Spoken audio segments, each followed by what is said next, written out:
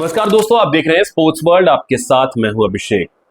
दोस्तों, आईपीएल जिस तरीके से आगे बढ़ रहा है, प्लेऑफ्स को लेकर के स्थिति जो है वो पॉइंट्स टेबल पे बहुत ही रोचक होने वाली है।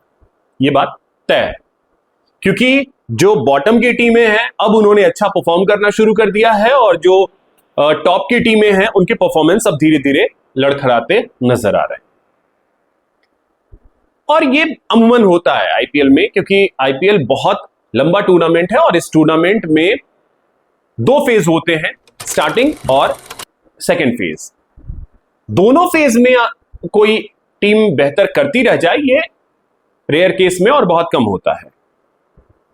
अब स्थिति इस बार की अगर देखें तो चेन्नई सुपर किंग्स के लिए ये फेज, जो पहला फेज था, कुछ खास नहीं रहा, लेकिन दूसरे फेज में चेन्नई ने परफॉर्म करना शुरू कर दिया है और बेहतर परफॉर्मेंस चेन्नई सुपर किंग्स दे रही है।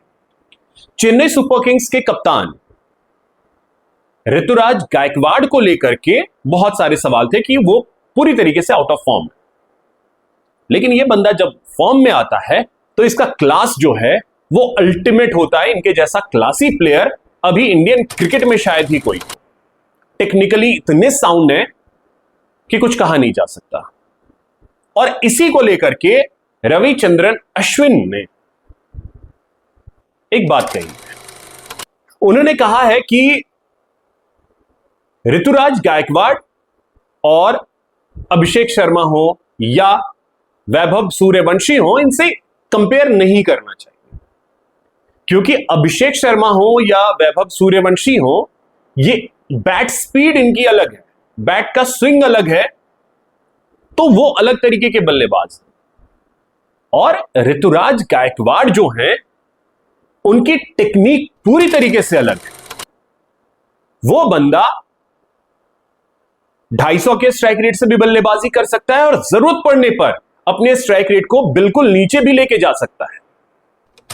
यह काबिलियत है ऋतुराज गायकवाड़ की। जब चाहे वो स्विच ऑन कर सकता है और जब चाहे स्विच ऑफ कर सकता है।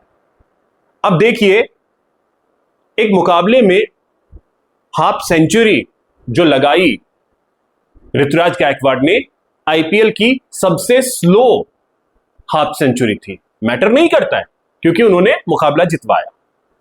उस समय सीएसके के विकेट्स गिर रहे थे, जरूरत थी कि आप पिच पर टिके रहें।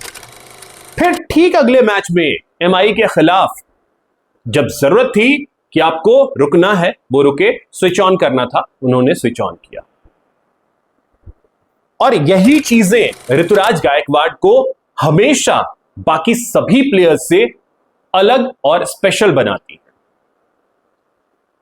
इसीलिए रविचंद्रन अश्विन ने यह कहा कि कंपेयर मत कीजिए, अभिषेक और वैभव के क्लास अलग है, लेकिन ऋतुराज गायकवाड़, उनका क्लास बहुत अलग है।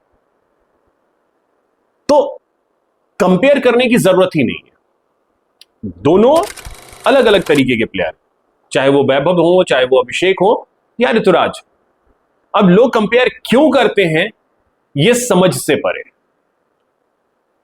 अभिषेक शर्मा ने अभी तक उस तरीके की बल्लेबाजी नहीं की है कि हां, आपको जरूरत है ग्राउंड पे टिके रहने की, जरूरत है पिच पे, और आप लंबा खेलने के लिए टिके हैं, मैच को लास्ट तक लेकर के गए। ऐसा परफॉर्मेंस बिल्कुल नहीं आया। वहीं दूसरी तरफ वैभव सूर्यवंशी हैं, कम उम्र है, समझदारी आएगी तो हो सकता है वो चीजें ग्रो करेंगे, वो खुद को उस तरीके से आगे लेकर जाएंगे, लेकिन अभी की परिस्थिति में वो रुक करके नहीं खेलते। उनकी कोशिश होती है हर बॉल को ग्राउंड के बाहर भेजना। तो ये चीज दर्शाता है कि एक के अंदर कितना ज्यादा पेशेंस है और एक के अंदर बिल्कुल भी पेशेंस नहीं है। और हर खिलाड़ी का अपना अपना टेम्परामेंट होता है, हर खिलाड़ी की अपनी अपनी क्लास होती है, हर खिलाड़ी के अंदर कुछ अच्छाई, कुछ खराबी होती है। खेलने दीजिए उनको, कंपेयर मत कीजिए।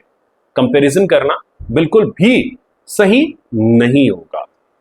ये होना चाहिए। बाकी लोग कंपेयर करते ही हैं, लोगों की मर्जी है, but Ruturaj Gaikwad is awesome, इसमें कहीं कोई शक नहीं है। बाकी दोस्तों कमेंट के जरिए आप लोग भी बताइएगा, मेरे चैनल को सब्सक्राइब कीजिएगा, वीडियो को शेयर कीजिएगा, लाइक कीजिएगा। जय हिंद, जय भारत।